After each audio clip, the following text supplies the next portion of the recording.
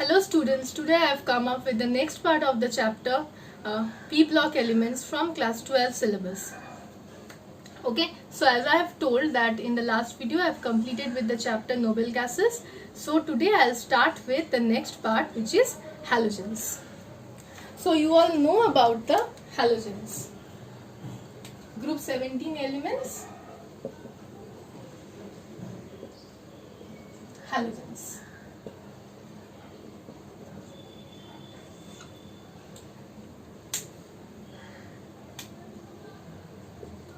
Fluorine, chlorine, bromine, iodine, astatine.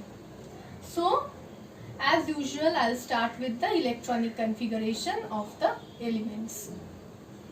We do not show the entire electronic configuration. So the previous noble gas was helium, 2s2, 2p5. Helium, then neon, 3s2, 3p5. Argon, 3d10, 4s2, 4p5. Krypton, 4d10, 5s2, 5p5.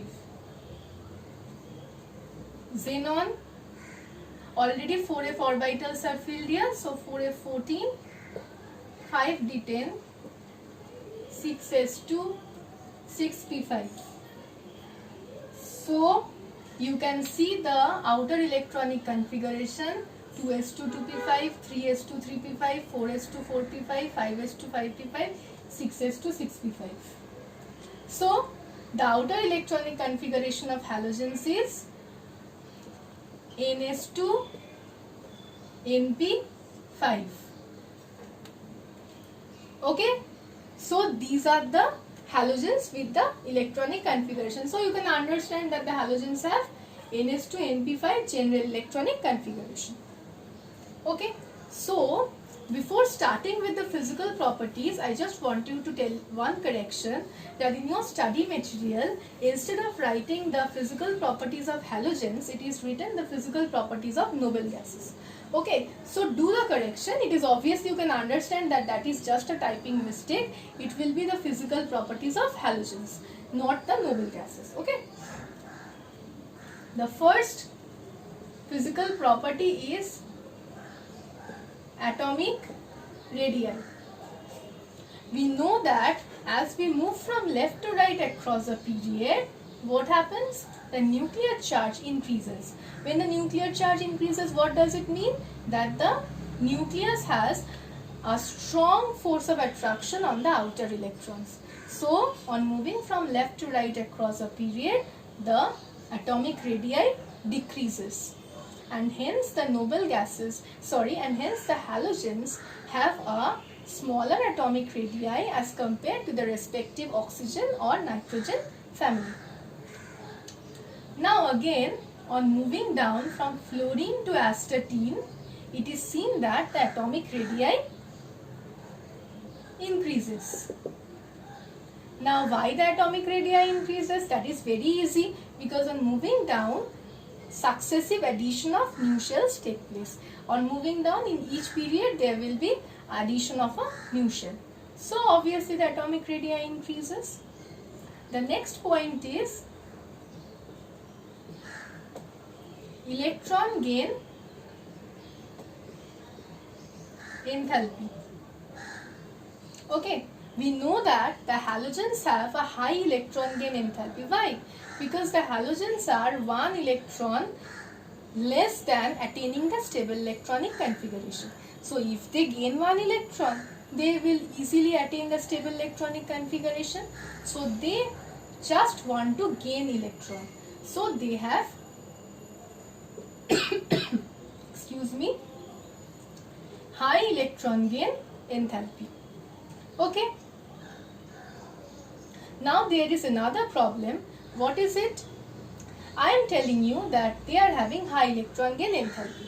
And from the periodic properties in your class 11, you have studied that on moving down the group, the electron gain enthalpy decreases. The electron gain enthalpy decreases. Okay, so this you all have known, but the electron gain enthalpy of chlorine is greater than that of fluorine. Then why is this happening? If it is moving down the group, electron gain enthalpy is supposed to be decreasing. Then why chlorine is having greater than fluorine? The reason is that for fluorine, you know that only 2s and 2p subshells are there. Fluorine has only 2 shells. 2s, 2p subshells are the valence shells. And for the 2p subshell, there are already 5 electrons in the 2p subshell. And the 2p subshell is also small subshell. On addition of an electron, there will be strong inter-electronic repulsion here. The other 5 electrons present, they will show high repulsive forces. As a result, there is a problem when electron is added up in the 2p subshell of fluorine. But in case of chlorine, there are 3 shells, 3s, 3p and 3d. This is the valence shell. See, not only 3s and 3p, there is vacant, energetically accessible 3d. So when electron is added to chlorine, to the 3p of chlorine, there is least inter-electronic repulsion, and hence electron gain enthalpy of chlorine is greater than that of fluorine. The others will follow the normal order. Okay. Next property is the color. The color is itself another property. I am showing the extreme colors. Fluorine shows a pale yellow color. Chlorine has greenish yellow color. Bromine has reddish brown color. And I am just showing the extreme colors. Iodine has violet color. See, we are not always taking astatine here because astatine is radioactive in nature. Okay, so fluorine having pale yellow and iodine having white color. So what is the concept behind it? See, basically why they show color? They show color because consider this as the valence shell of the halogens. It is having electrons, obviously. Valence shell, lower energy state. This is the higher energy state. What the valence electrons will do, you know? They will absorb energy from the visible region. That's why they show color. They will absorb energy from the visible region and electrons will get excited to the higher energy state. But you know that the higher energy state is not at all stable. So electrons, after going to the higher energy state, they won't be able to remain in the higher energy state for a longer time. What they will do? They will release the energy and they will return back to the lower energy state again. This energy that it releases, after releasing this energy, it will remain back to the lower energy state again. Now the question is that then why they all show variable color? There is also a point. The amount of energy they are absorbing, that is the excitation energy, that depends on the size. Fluorine has a small size. So, smaller size means greater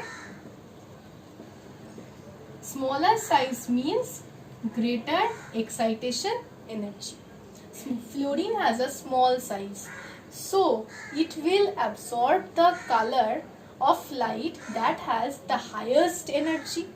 So violet has the highest energy. So fluorine will absorb the high energy violet light.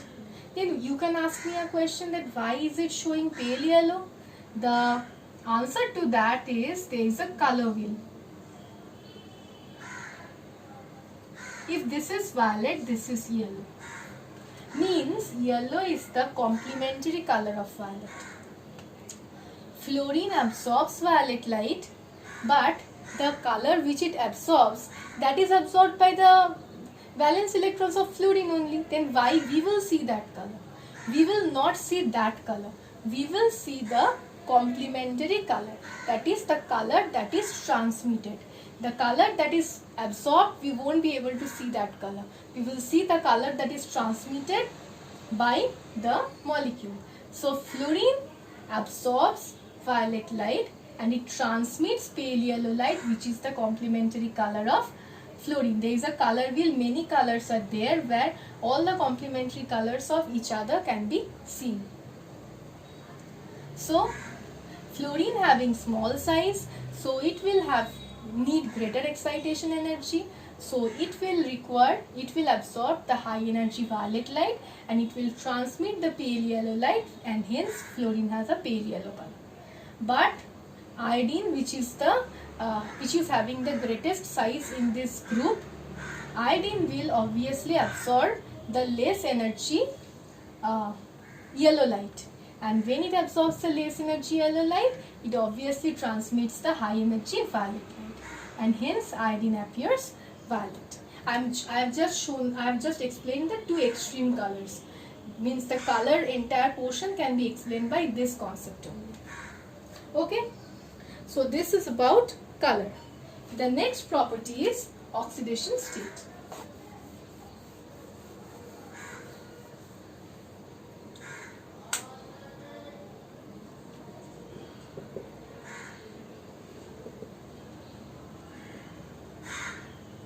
Now oxidation state. For fluorine, fluorine is 2s2 2p5. See, there are no other vacant D shells. Okay, so fluorine can form only one covalent bond with this unpaired electron. So it can show only one oxidation state, which is 1. Okay, now there is chlorine.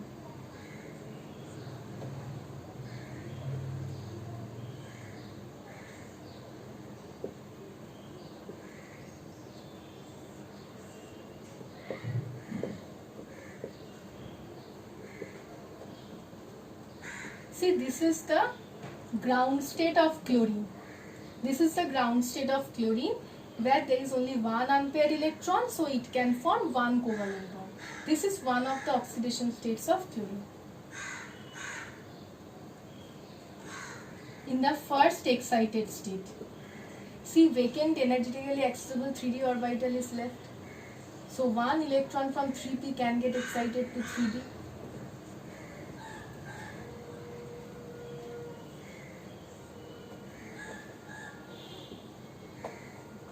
In that case, see,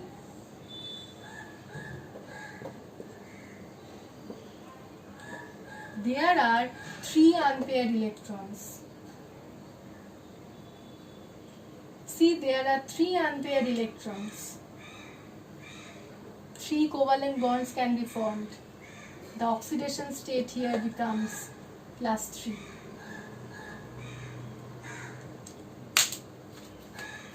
Then see that it can another in the second excited state, another electron can get excited to the 3d.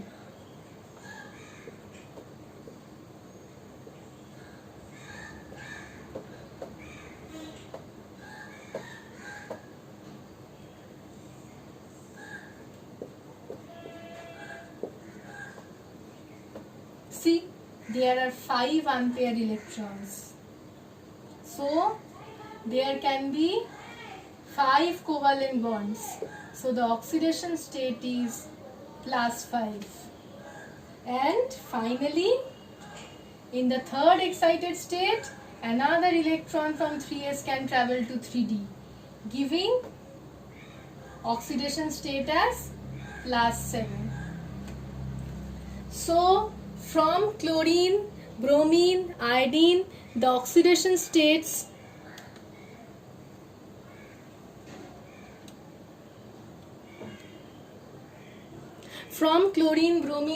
the oxidation states can be +3, +5, +7.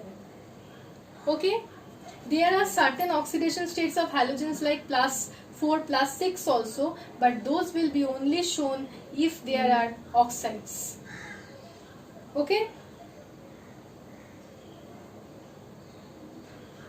So these are the physical properties of the halogens. So I am keeping this video up till this.